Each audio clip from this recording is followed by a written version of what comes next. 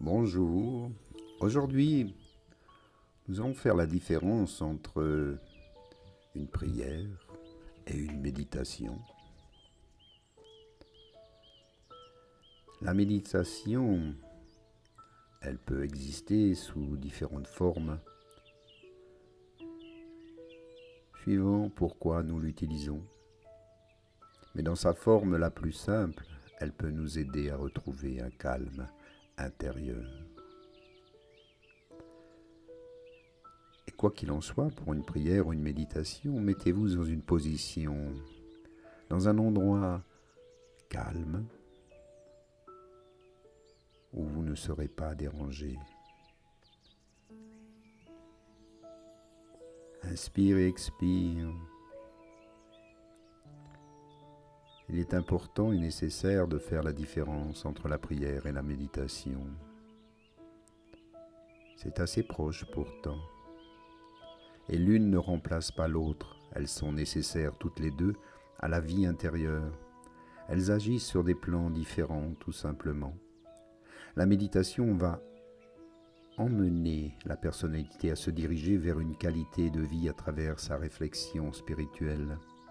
Elle va établir dans le quotidien de la personne une vie plus juste, plus vraie. Le contact avec l'âme deviendra possible pour atteindre la conscience des plans supérieurs. Alors un échange s'installe entre l'âme et la personnalité, entre la personne incarnée et les plans subtils. Et suivant le degré de développement de cette personne, son contact est toujours mental. La méditation est d'abord une détermination qui est polarisée dans la tête. Elle conduit à une union, à une unité. C'est avant tout une technique qui conduit à l'illumination. Elle a pour objectif l'acquisition de la connaissance directe en emmenant le mental à la recherche de son intuition. Pour cela, elle le réoriente vers la réalité. On peut accéder à un autre état de conscience alors, à une autre dimension de la vie. Ce passage permet de transformer la foi en fait, la théorie en connaissance éprouvée et l'autorité de l'âme en expérience. Il permet à l'humain de sortir de l'illusion. Il n'y a pas de développement correct, pas de connaissance des plans sans méditation. La méditation a pour mission d'ouvrir l'atome de causalité qui correspond en fait au passage de l'âme vers la triade spirituelle. Il n'y a pas de contact vrai sans cette ouverture. Quelques personnes croient qu'elles peuvent arriver à des communications extraordinaires sans méditation et sans ordonnance dans leur vie. Ces personnes vivent dans le mirage de l'illusion et ne font que de la lecture de pensée. Écoutez un instant le bruit de la cascade et qu'elle ne perturbe pas votre méditation. Profitez-en pour respirer pleinement. Et vous verrez que peu à peu la méditation devient une exigence, une discipline de vie. Elle devient une habitude, un besoin normal de l'être comme celui de manger, de boire, de dormir et de se promener. Elle débute par une aspiration ardente à laquelle nous ne pouvons résister. Les possibilités de la lecture spirituelle se développent alors. Pour la méditation, il est important d'acquérir la maîtrise de son mental afin que ce dernier puisse être libre pour percevoir. La technique de méditation est un peu différente de celle de la prière. Leurs stades, parfois, se recoupent, mais elles agissent bien toutes deux sur des plans différents. Le stade de la contemplation que nous retrouvons dans la méditation et dans la prière est identique au départ. Nous empruntons en fait le même chemin où nous devons dresser le bilan d'une situation. Lors d'une prière, je peux me trouver dans telle situation où je constate telle chose, alors je demande de l'aide. Lors d'une méditation, je me trouve dans une telle situation où je constate aussi une chose. Mais là, j'en prends conscience. Je prends conscience de la situation et je vais tenter d'agir en écoutant mon cœur. Puis, s'il n'y a pas de solution, alors je vais m'en remettre à la prière. Je m'en remets à l'univers, à ses forces infinies.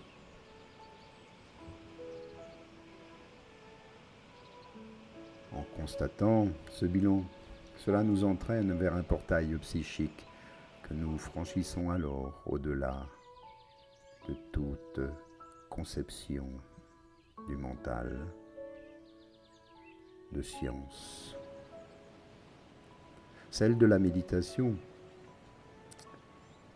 elle nous amène à percevoir la cause de cette situation, la prise de conscience de la cause et de l'effet et l'action que nous avons à mener pour sortir de cette situation.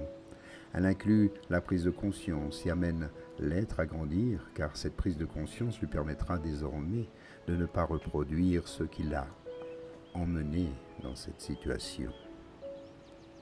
Avec la prière, elle nous pousse à demander de l'aide pour sortir d'une situation. La méditation nous installe dans le recevoir et la prière parfois nous accorde des dons, des synchronicités et de belles choses peuvent se produire. Donc l'une et l'autre sont complémentaires puisqu'il nous faut bien comprendre le pourquoi de cette situation de façon à ne pas la reproduire. Et ensuite, il nous faut faire les choses pour avoir toute l'aide nécessaire pour nous en sortir. C'est chaque fois une prise de conscience qui est faite. Elle se présente comme une de moins que nous n'aurons plus à faire quand viendra le moment de la rencontrer à nouveau. Il n'y a ici aucune faute. Encore faudrait-il savoir ce qu'est exactement une faute. Si ce n'est ce qui est commis délibérément, en toute connaissance de cause. Si vous faites des erreurs en conscience, alors là, c'est une véritable faute. L'erreur subsiste tant que nous n'avons pas pris conscience qu'elle est une erreur. À partir du moment où la prise de conscience se fait, l'expérience de l'erreur nous transporte hors du monde des ténèbres où elle se tenait. Encore un étage que nous franchissons. Nous nous élevons dans les couches de l'inconscient collectif, d'où nous nous dégageons progressivement tous les jours. Quand nous essayons d'ordonner notre vie dans la conscience de l'âme, c'est bien dans ce contexte que nous avons besoin de la prière, par laquelle l'aide demandée va nous aider à accomplir le travail à faire. La prière va permettre à la personnalité d'exprimer un désir, un souhait, une aspiration. Elle est généralement émise par le centre du cœur comme un appel, une recherche, mais aussi une extase. La prière recherche un contact direct avec vos croyances. Prenez-en conscience. C'est votre foi qui agit en confiance et dans l'amour. Agissez toujours dans la lumière. Quand je veux sortir d'un mauvais passage, je médite. Je m'aperçois que la situation vécue est produite par telle cause. Je prends conscience de cette cause produite qui produit cet effet. Je demande à percevoir l'action que j'ai à mener pour sortir de cette situation. Je me sens ensuite libéré de l'erreur que désormais je ne reproduirai plus, car maintenant j'en ai pris conscience. Et je peux prier, je peux demander l'aide pour sortir de cette situation. Faire appel aux forces de l'univers infini pour qu'elles agissent pour mon bien-être, ma santé, pour qu'elles m'aident à avancer, à guérir. Et là, je n'oublie pas de remercier. Quand je désire établir quelque chose de nouveau dans ma vie, je médite et parfois je prie. Je prends toujours conscience qu'il y a des forces invisibles qui agissent pour mon bien-être. Il me suffit de les solliciter, de les demander, de faire appel aux anges, aux archanges, aux guides de lumière, à tout être éthéré, à toute force, énergie qui pourrait agir pour mon bien-être en toutes circonstances.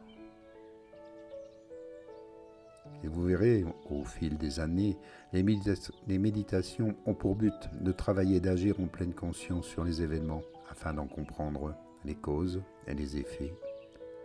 La méditation permet d'enregistrer des impressions et d'en faire des interprétations. C'est le degré de sensibilité réceptive qui facilite la réception des impressions, et ce sont les impressions qui engendrent les expansions de conscience, comme des stades d'éveil successifs et graduels.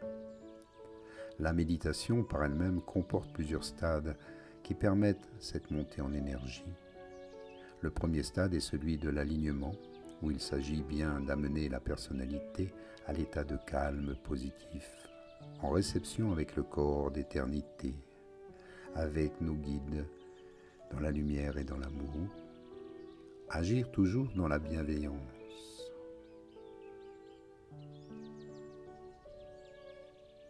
Prenez-en conscience, faites-en l'expérience.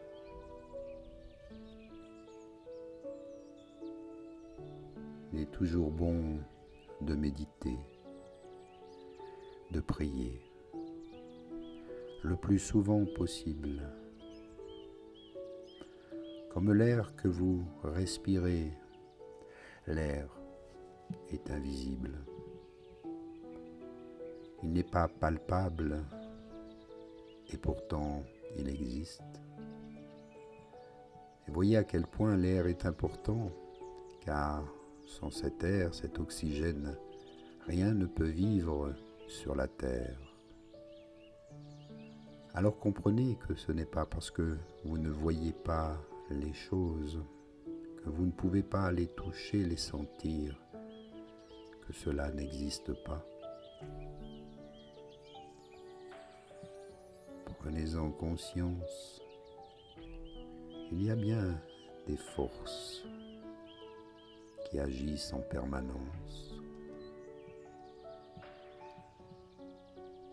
Il vous suffit d'être sensible, de vous connecter à ces forces, de diriger vos pensées et d'ouvrir votre cœur. Vous verrez à quel point les choses se produisent de manière parfois inattendue. C'est assez surprenant, mais ce n'est pas inquiétant, car tout contribue pour votre bien-être, votre santé.